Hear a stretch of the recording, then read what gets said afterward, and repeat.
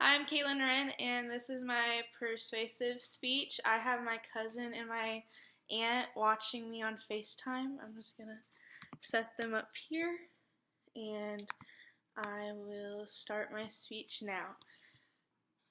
So, imagine your wisdom teeth are coming in, and they hurt extremely bad.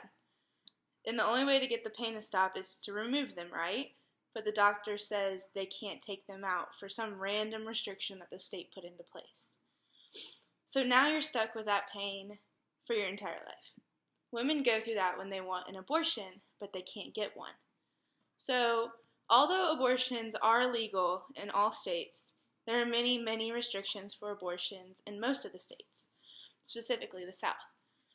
So these restrictions prohibit women from getting this almost available health service. If enough people share the opinion that abortion should be legal with absolutely no restrictions, then it could possibly sorry, my mom's calling. Okay. Then it could possibly stop abortions from becoming completely banned in the United States altogether. I have some past knowledge from this topic since I've been so passionate about pro-choice for a long time. And I have done some research and wrote papers on abortions in the past, a lot of research papers that require extensive research. So most importantly, I've learned that there are many benefits to abortions that don't affect anyone else in any way. So some people may not see those benefits, but that's why I'm here to teach any pro-life supporter or anyone in general about why abortions can be a good thing. So, for example, pregnant women have a lot of health risks that need to be looked after, so any health problems can potentially affect the mother and the fetus, like heart disease. Women who already have a heart defect can go into heart failure when pregnant. This could lead to death for the mother and the fetus, and the problem can easily be stopped with an abortion, so a fully grown woman does not have to die. Another benefit is eliminating non-fit mothers. So, growing up, my parents were both foster parents, and a lot of the foster children that came in and out of our house were given up by their mothers, by their fathers, for not having a very fit household and living situation. And that's really sad to see. So, these kids get put into the system, and right now, there are over 400,000 kids in the foster care system, at least according to adoptuskids.org. This leads to so many of the kids developing all sorts of problems, like mental disorders.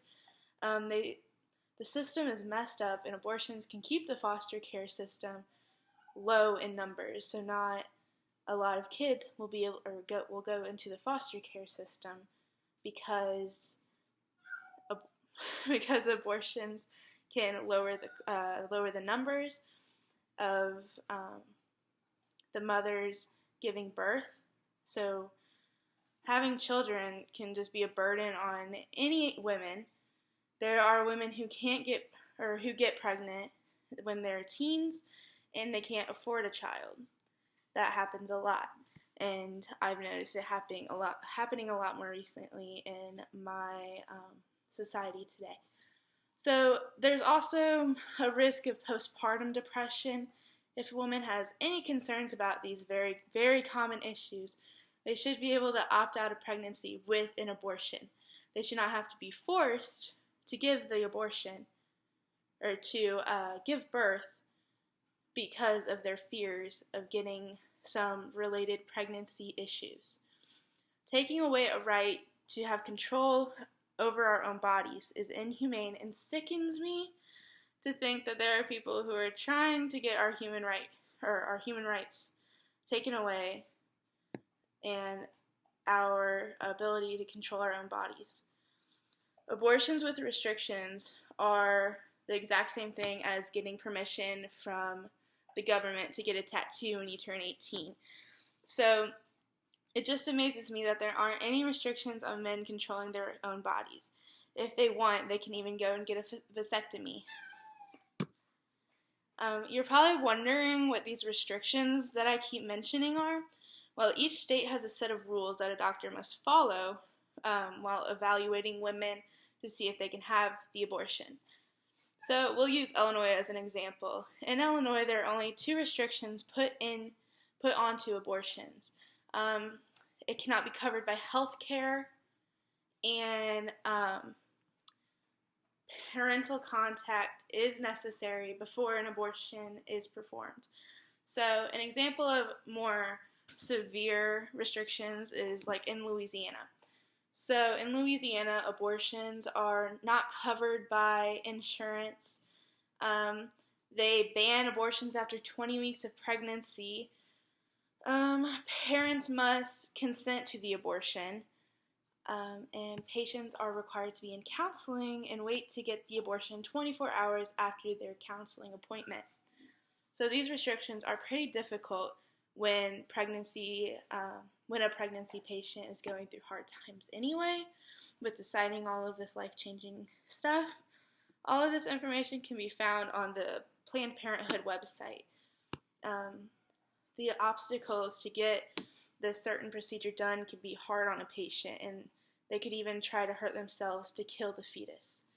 So there is a history of coat hanger abortions going way back, and those were not safe at all. That's why they're banned. So now we have the technology and instruments to give women safe abortions, but the U.S. is restricting that service. So unsafe abortions can lead to many health problems and mental trauma, and physical trauma. Some may even go as far as committing suicide to better themselves in that situation. And this is why the U.S. needs to provide full access to this procedure with no restrictions.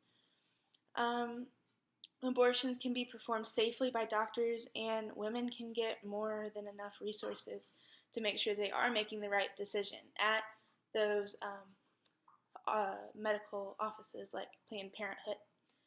Women feel trapped with not having certain health care available for them during that time.